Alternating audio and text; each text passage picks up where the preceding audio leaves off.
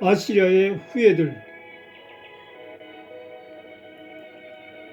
아시리아라는 나라는 그 시작이 기원전 2300년으로 거슬러 올라간다. 노아의 첫째 아들은 셈이며 셈의 아들인 아수르의 후손이 건설한 나라였다. 그 나라의 왕들은 항상 밖으로 나가 전쟁을 하고 영토를 확장하며 정복된 민족을 포로로 끌어오는 것이 그들의 임무였다. 단지 궁궐 안에서 정치를 한다는 것은 그들에게 부끄러운 일이었다. 미국의 성경학자인 잭 피니겐이 쓴 Light from the Ancient Past에는 이렇게 써있다. 아시리아 민족은 자인무도한 전투 조직이었으며 의도적으로 공포심을 일으켜 적들을 두려움에 떨게 했다. 또한 아슈르나시르팔 왕은 이런 말을 했었다. 나는 성문 앞에 높은 기둥을 세우고 반란을 일으킨 모든 수령들의 가죽을 벗겨 그 기둥을 살가죽으로 덮었다. 그리고 반역한 궁정 관리들의 팔다리를 모두 잘라버렸다. 이렇게 잔인무도했던 그들의 악행은 아시리아 왕궁의 벽면에 부조된 그림에서도 확인되고 있다. 그러면 성경에서 보는 아시리아의 행적은 또 어땠던가? 아시리아는 북이스라엘을 멸망시켰고 많은 이스라엘 사람들은 포로의 신세가 되어 아시리아로 끌려갔다. 그리고 아시리아의 사람들을 북이스라엘 땅에 이주시켜서 고유의 이스라엘 민족이 아닌 혼혈 사마리아인을 만들었었다.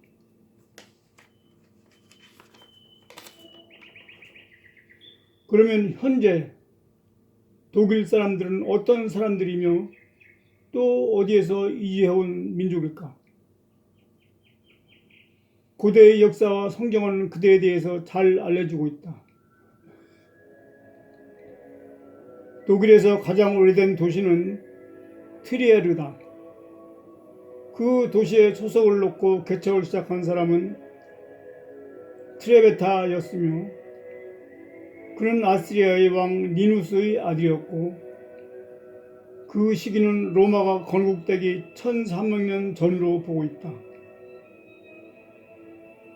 독일이 바바리 지방에서 서기 1500년경에 기록된 공식 문서를 보면 기원전 2300년경에 메소포타미아 지역에 살던 주민들이 유럽에 와서 살기 시작했다고 기록하고 있다. 오랜 세월이 흐른 후 기원전 612년에 아시리아의 수도 니느웨가 함락되면서 중앙아시아에서 온 침략대들이 아시리아 민족을 북쪽, 즉 흑해 주변으로 밀어냈다. 기원전 499년 페르시아의 크세르크세스 왕이 그리스를 침공할 때 많은 아시리아 군대가 그리스군에 대항해서 싸운 적이 있다. 그러나 50년간의 페르시아 전쟁이 끝나면서 페르시아의 세력이 점점 약화되기 시작할 때 흑해 주변에서 살던 아시리아 사람들은 흑해 서북쪽으로 이주해 왔으며 그 후 그들은 시시안이라고 불리기도 하였다. 이 아시리아인들은 매우 호전적이었으며 주로 피부색이 백인들이었고 그 지역의 다른 민족들보다 그 용모가 뛰어났으며 그리스의 역사가들은 그들을 백인 시시안이라고 불렀었다. 흑해 주변으로 쫓겨간 아시리아인들은 그들이 살고 있던 초원지대가 기후변화로 불모지로 변화되고 또 다른 민족의 침입으로 인해서 유럽 쪽으로 이주해 왔으며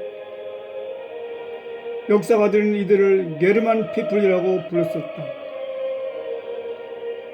이때가 기원전 2세기, 즉 로마 시대였다. 유럽으로 건너온 아시리아인들은 로마의 북쪽으로 압박을 가하기 시작했으며 로마에서는 이 새로운 침입자들을 게르만이라고 불렀는데 그 의미는 싸우는 사람, 전사라는 뜻이다. 많은 학자들은 독일 민족이 어디서부터 왔는지 정확하게 알고 있다. 흑해와 가스피해 주위에서 살던 민족이 유럽으로 이주해온 사실은 의심할 여지가 없다. 다뉐부강 줄기를 따라서 거주하는 화디 부족도 독일 민족의 한 부류이다. 역사가이며 성직자였던 제롬은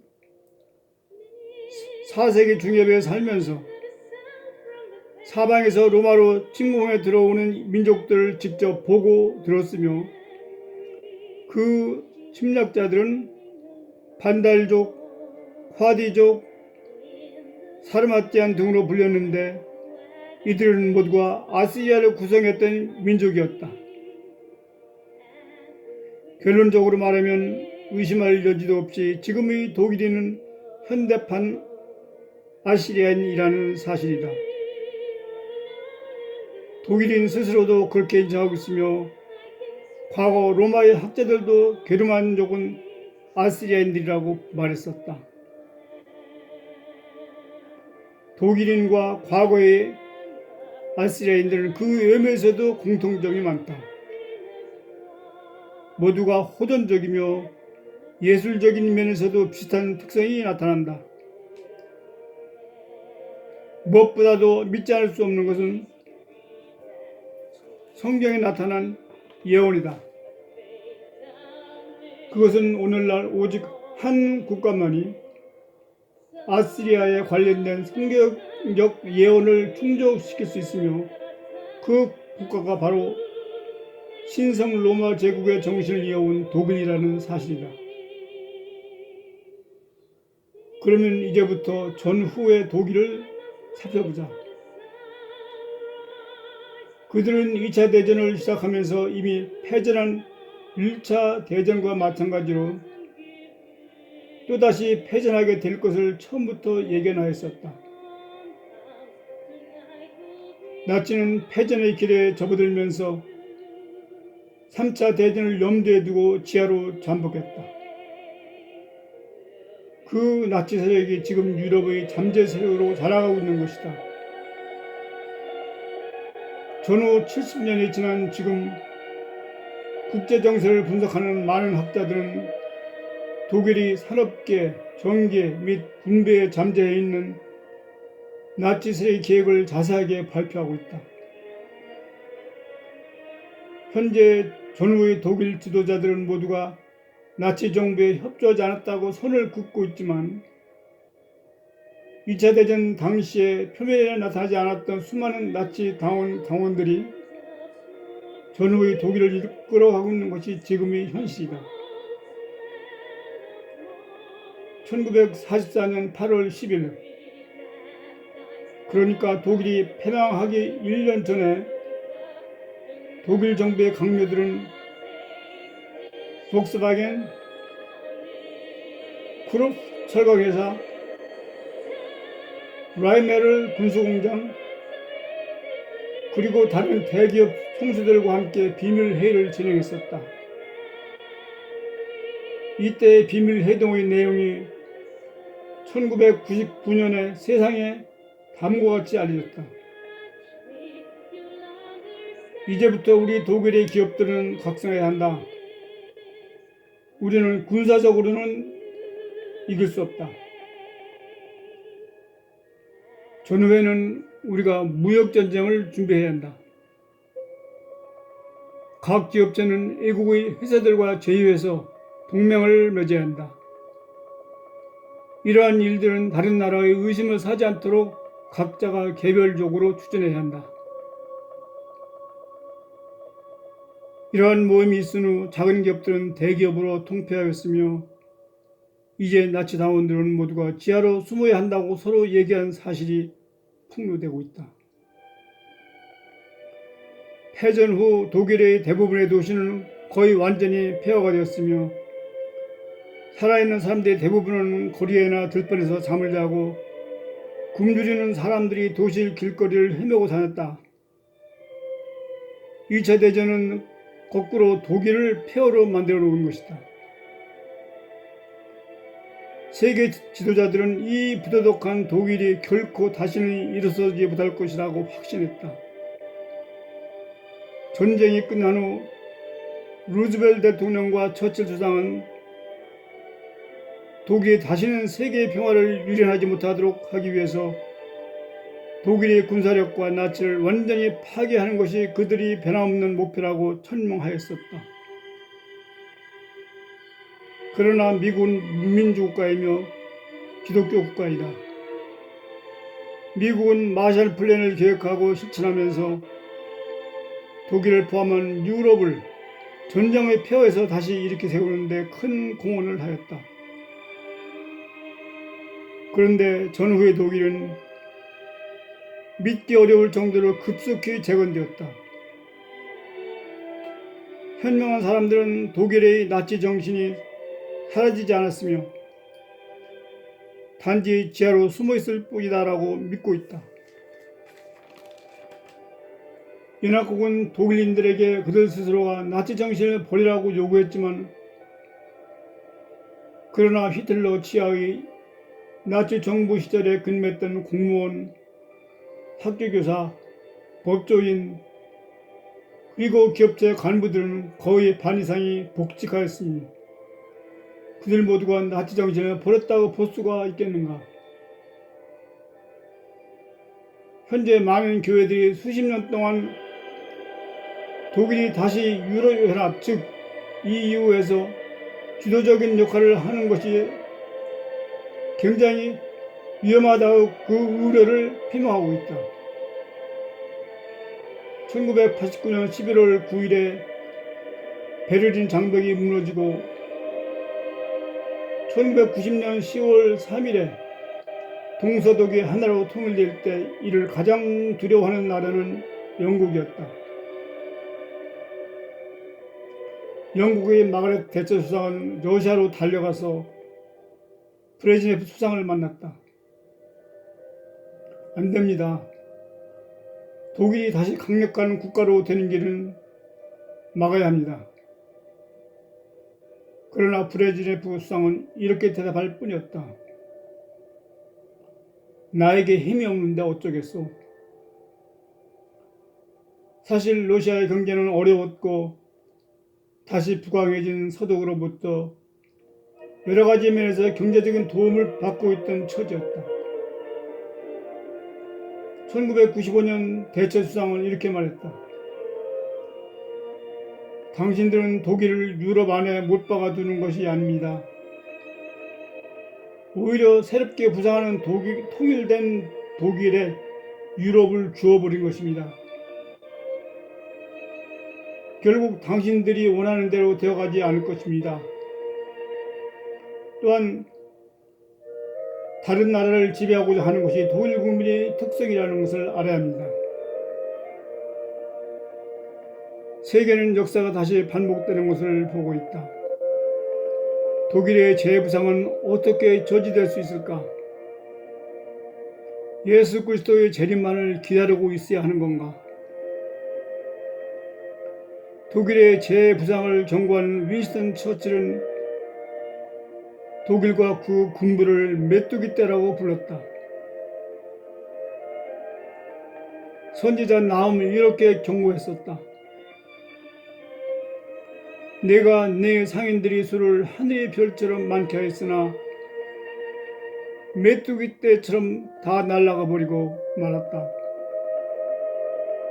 너의 병사들과 지휘관들은 추운 날 울타리에 기대었다가 해가 뜨면 날아가 버리는 메뚜기 떼와 같아서 아무도 그들이 가는 곳을 알지 못한다.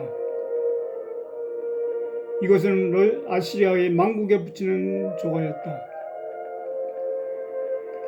성경의 예언처럼 전후의 나치즘은 잠시 사라졌을 뿐이다. 그리고 그들은 언젠가 다시 돌아온다는 것이다. 지금의 독일은 중동 지역에 관심을 두고 있다. 중동의 기름이 필요한 것이다. 그 기름을 손에 넣을 때는 세 번째 야욕을 실천하게 될지도 모른다. 아니면 러시아와 동맹을 맺고 충분한 원유를 공급받게 되지는 않을까. 나오면 계속해서 경고한다. 아수르 왕이여, 내 목자가 자고 내 귀족은 누워 쉬며 내 백성은 산들에 흩어지나 그들은 모를 사람이 없다. 너의 다친 것은 고칠 수 없고 네 상처는 중하도다. 네 소식을 듣는 자가 다 너를 인하여 손뼉을 치나니 이는 내 악행을 늘 찾지 않은 자가 없음이 아니냐. 과거의 역사는 독일이 사악함이 전 세계를 유린한 사실을 보여주고 있다. 독일과 신선 로마 제국에 있었던 지난 역사는 지금의 유럽 사태가 어디로 가고 있는지 잘 보여주고 있다. 그러나 여기에 기쁜 소식이 있다. 영광 중에 보시는 예수님은 지상의 모든 대적을 물리치시고 나서 우리에게 다시 표를 회복시켜 주실 것이다. 하나님은 과거의 아시리아와 신선 로마 제국을 무너뜨린 것처럼 현재의 독일을 제압하실 것이다. 그 후에는 하나님은 새로운 세상을 위해서 독일 민족을 다시 일으켜 세우시고 그들을 사용하실 것이다. 그들 독일 민족은 매우 재주가 많고 현명하기 때문이다. 그러면 우리는 어떻게 해야겠는가? 선지자 스바냐의 말을 들어보자. 주님을 찾아라. 그분의 법규를 실천하는 이 땅의 모든 겸손한 이들아. 의로움을 찾아라. 겸손함을 찾아라. 그러면 주님의 분노의 날에 너희가 피할 수 있으리라. 그러므로 우리는 힘써 하나님을 찾아야 한다.